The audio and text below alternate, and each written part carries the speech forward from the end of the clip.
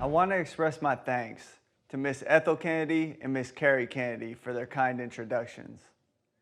To the Ripple of Hope Gala Committee, whose hard work has made tonight possible, and to everyone at Robert F. Kennedy Human Rights. I'm humbled to be among so many luminaries, whose quiet and often unsung labors have helped to expand and nurture human rights worldwide. I also want to congratulate my fellow 2020 Ripple of Hope laureates, Dolores Huerta, Dr. Anthony Fauci, Dan Schulman, and Dan Springer.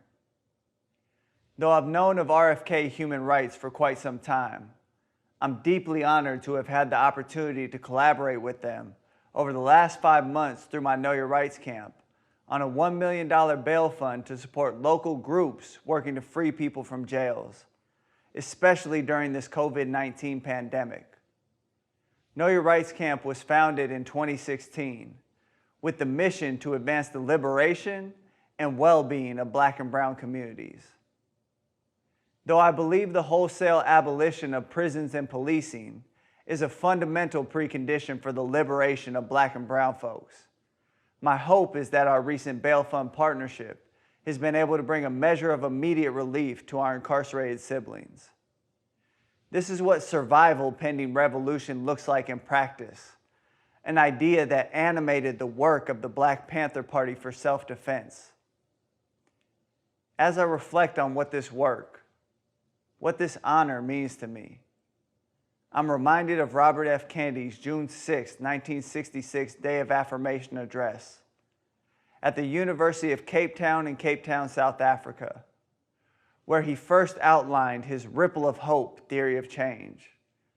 To paraphrase, he writes, "Each time we stand up for an ideal or act to improve the lot of others, we send a tiny ripple of hope and build a current which can sweep down the mightiest walls of oppression and resistance."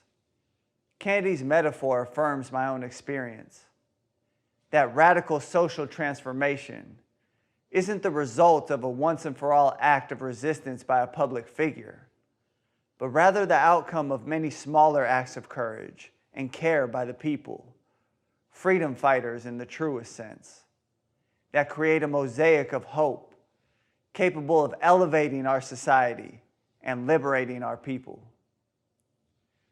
Ripples evoke the idea of movement and momentum through history, of widening the collective we, and working together toward a common goal.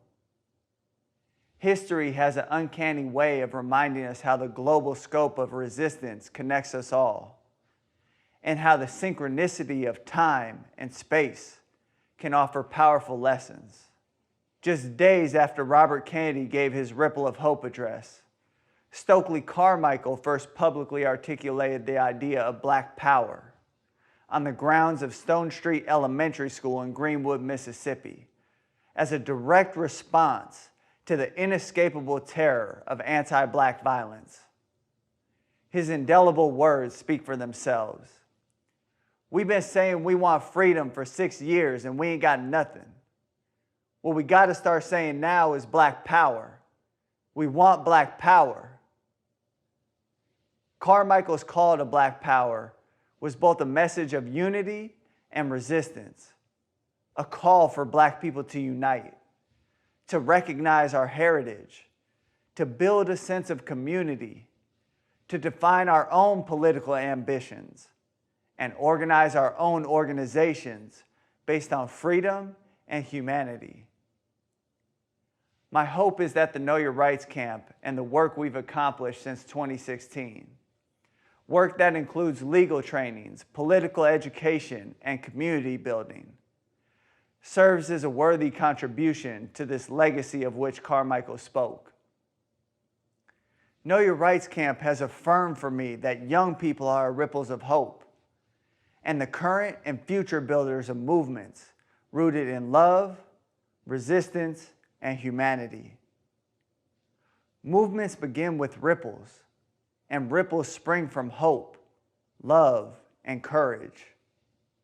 If we build together in hope, if we grow together in love, if we resist together in courage, then there's nothing we can't accomplish.